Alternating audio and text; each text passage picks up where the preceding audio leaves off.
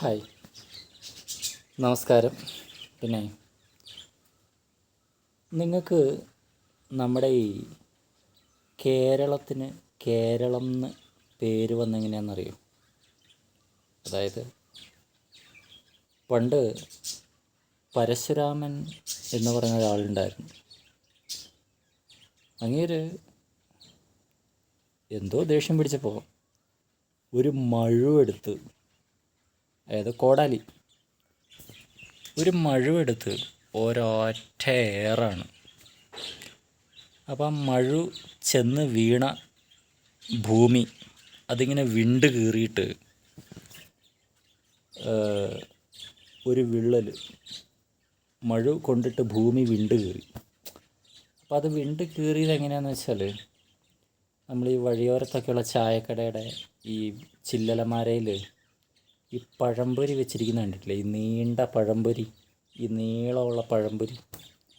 ഈ മഴ ചെന്ന് കൊണ്ട് കീറിയിട്ട് ഈ ഭൂമി നീണ്ട് നീണ്ട് നീണ്ട് ഇന്ന് കാണുന്ന രീതിയിൽ നമ്മുടെ കേരളം നീണ്ട് നീണ്ട് വന്നു, ഒരു പഴംപൊരി കണക്ക്. അങ്ങനെയാണ് നമ്മുടെ കേരളം ഉണ്ടായത്.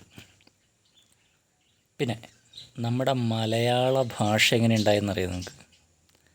നമ്മുടെ പിതാമഹനായ എഴുത്തച്ഛൻ, മൂപ്പര് കന്നഡയിൽ നിന്നും തെലുങ്കിൽ നിന്നും തമിഴിൽ നിന്നൊക്കെ വാക്കുകൾ കടമെടുത്തിട്ട് ഭാഷയുണ്ടാക്കി വെച്ചു.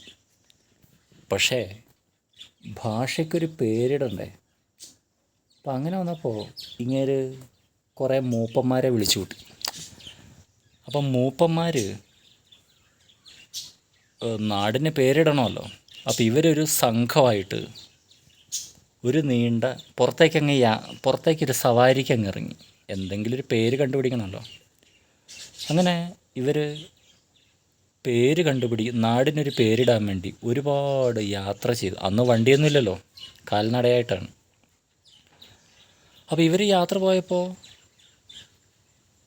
കുറേ മലകൾ കണ്ടു. എങ്ങോട്ട് നോക്കിയാലും മല. തെക്കോട്ട് നോക്കിയാൽ മല, വടക്കോട്ട് നോക്കിയാൽ മല, പടിഞ്ഞാറോട്ട് നോക്കിയാൽ മല, കിഴക്കോട്ട് നോക്കിയാലും മല. അപ്പം ഇങ്ങനെ ഏതോ ഒരു മൂപ്പൻ ഇങ്ങനെ വെറുതെ പറഞ്ഞുകൊണ്ടിരുന്നു, മല മല മല മല മല മല മല മല. അപ്പോൾ മൂപ്പർക്ക് തോന്നി, എടാ നമ്മുടെ ഭാഷേൻ്റെ ആദ്യത്തെ അക്ഷരങ്ങൾ മല ആയിക്കോട്ടെ, എങ്ങോട്ട് നോക്കിയാലും മലയാണല്ലോ. പിന്നെ ആ പോകുന്ന പോക്കിൽ അവർ കുറേ കുളങ്ങൾ കണ്ടു. അപ്പോൾ അത് മറ്റൊരു മൂപ്പനെ വളരെയധികം ഇഷ്ടപ്പെട്ടു. കുളം കുളം കുളം. ആ കുളം എന്ന വാക്കിൻ്റെ ആ ളം ളം ളം അക്ഷരം ആ മൂപ്പൻ വെറുതെ ഇങ്ങനെ പറഞ്ഞുകൊണ്ട് നടന്നു. അപ്പോൾ ആ മൂപ്പൻ അത് വല്ലാണ്ടങ്ങ് രസിച്ചു. ളം ളം ളം, കുളം എന്ന വാക്കിൻ്റെ ആ ളം ളം എന്നുള്ള അക്ഷരം. പിന്നെ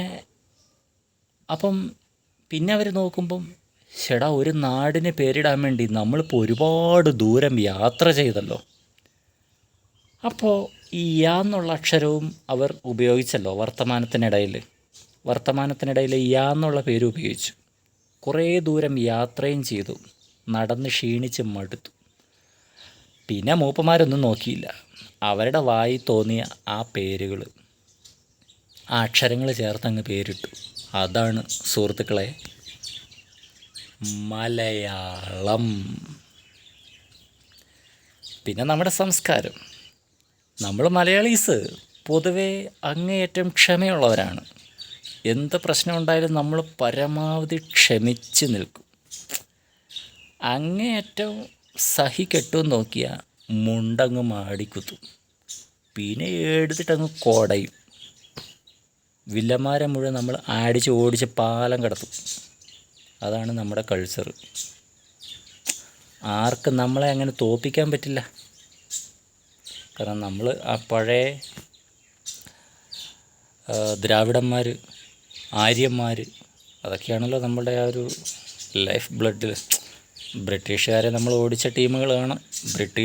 ഓടിച്ച ടീമുകളാണല്ലോ നമ്മൾ. അപ്പം നമ്മുടെ കൾച്ചർ അത്ര മോശമൊന്നുമല്ല.